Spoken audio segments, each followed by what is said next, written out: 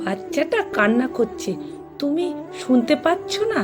পাশে শুয়ে শুয়ে ঘুমাচ্ছ? কখন থেকে বাচ্চাটা কাঁদছে। কেমন মা তুমি? শিখা তখন ভয়ে ভয়ে উত্তর দিল, ও সারা রাত জেগেছিল, কান্না করছিল, আর আমিও জেগেছিলাম। ভোরের সময় ও ঘুমোতে আমিও একটু ঘুমিয়ে গিয়েছিলাম, তাই চোখ লেগে গেছে, বুঝতে পারিনি। শিখার শাশুড়ি মা রমাদেবী তখন বললেন, এরকম করলে কি করে চলবে? মা হওয়া কি মুখের কথা? বাচ্চাটাকে একটু খাইয়ে দিয়ে বাবুকে বলো বাচ্চাটাকে ধরতে। আর যাও, তাড়াতাড়ি বাসি কাপড় ধুয়ে আসো। ঠিক আছে মা। আসলে শিখা নতুন মা হয়েছে, বাচ্চার বয়স সবেমাত্র 2 মাস। শিখার বাচ্চাটাকে খাইয়ে দিয়ে নিজের স্বামী অজয়কে ডাকতে লাগলো। অজয় তখন নাক ডেকে ঘুমাচ্ছে। তুমি একটু উঠবে? উঠে বাচ্চাকে একটু ধরো, আমি স্নান করতে যাব। অজয়বাবু তখন ঘুমিয়ে ঘুমিয়ে বলতে লাগলো, শান্তি নেই, এইটুকু যে শান্তিতে ঘুমোবো উপায় নেই। শিখা তখন বলল, বাচ্চাটা কাল সারা রাত কান্না করছিল কোলে ঘুমাবো বলে। তুমি যদি একটু কোলে নিয়ে বসতে তাহলে আমি একটু ঘুমোতে পারতাম, কিন্তু না, তোমাকে কত করে ডাকলাম, উঠলে না, পড়ে পড়ে ঘুমালে। আর এখন সকাল হয়ে গেছে, এখনো তোমার ঘুম পুরো হয়নি? না, হয়নি। আর এতটুকু বাচ্চাকে কি আমি সামলাতে পারি? সেই তুমি সামলাবে কি করে? আমি মা, তাই সব দায়িত্ব আমার। ঠিক আছে, বাচ্চাটা এখন চুপ আছে, এখন একটু ধরো, দয়া করে আমি স্নান করে আসি, না হলে এক্ষুনি মা আবার চিৎকার চেঁচামেচি শুরু করে দেবেন। তাই বলে তারপর শিখা সন্তানের সমস্ত জামাকাপড় কেচে পরিষ্কার করে স্নান করে আসে। শাশুড়িকে উদ্দেশ্য করে বলে, মা, আমার খুব খিদে পেয়ে গেছে, আমি কি খাবো এখন? রমাদেবী তখন বললেন, হ্যাঁ, বাটিতে চিড়ে ভাজা রেখেছি, ওইটুকুই খেয়ে নাও।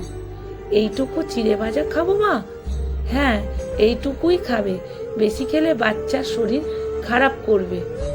আমরাও তো মা হয়েছি, আমরা জানি। শিখা ওইটুকু চিড়ে ভাজা খেয়ে বাচ্চার কাছে চলে যায়। তারপর রুমে গিয়ে দুটো বিস্কিট কৌটো থেকে বার করে খেয়ে নেয়। আসলে খিদে সহ্য করতে পারছে না শিখা, তাই জন্য এমনিতেই নতুন মা হয়েছে, হবার ফলে জীবনটা বড় এলোমেলো হয়ে গেছে। সব কিছু সামলে শিখা স্বাভাবিক হতে পারছে না। আর শিখার নিজের মা না থাকায় বাবা বাড়িতেও যেতে পারেনি শিখা। তাই জন্য এরপর রাতে শিখার সন্তান খুব কান্না করতে থাকে আর একটু বমিও করে ফেলে। তাই দেখে শিখার শাশুড়ি শিখার ওপরে চড়াও হয়ে, কেমন মা তুমি? মুখের ওপরে একটু লাগাম দিতে পারো না? সারাক্ষণ শুধু খাই খাই। দেখলে তো তোমার জন্য তোমার সন্তানের এখন কষ্ট পাচ্ছে, ভালো লাগছে? কিছুক্ষণ পর অজয়বাবু ডাক্তার নিয়ে বাড়িতে আসেন। ডাক্তার বাচ্চাকে দেখার পরে শিখাকে জিজ্ঞাসা করে, তুমি খাওয়া দাওয়া ঠিক করছো তো? খালি পেটে একদম থাকবে না। তুমি খালি পেটে থাকলে, খাওয়া দাওয়ার ঠিক করে না করলে তোমার বাচ্চাও কষ্ট হবে। শিখা ডাক্তারবাবুকে কিছু একটা বলতে যাবে, তখন শিখার শাশুড়ি ডাক্তারবাবুকে বললেন, হ্যাঁ হ্যাঁ ডাক্তারবাবু, খাওয়া দাওয়া সব ঠিক আছে। তারপর ডাক্তারবাবু কিছু ওষুধ দিয়ে চলে গেলেন এবং বললেন, ডাক্তারবাবুর বাড়ি থেকে বেরিয়ে যাওয়ার সঙ্গে সঙ্গে শিখার শাশুড়ি শিখাকে বললেন, ডাক্তারের সব কথা শুনতে নেই, আমরা কি আর বাচ্চা মানুষ করিনি? এই সময় একটু কম খাওয়াই ভালো, বাচ্চার পক্ষে ভালো। শিখা এবার শাশুড়িকে বলল, আপনি কিছু মনে করবেন না মা, আমি আপনার কথা শুনতে পারবো না। ডাক্তারবাবু আমাকে যেমন বলেছেন আমি তেমনভাবেই চলবো।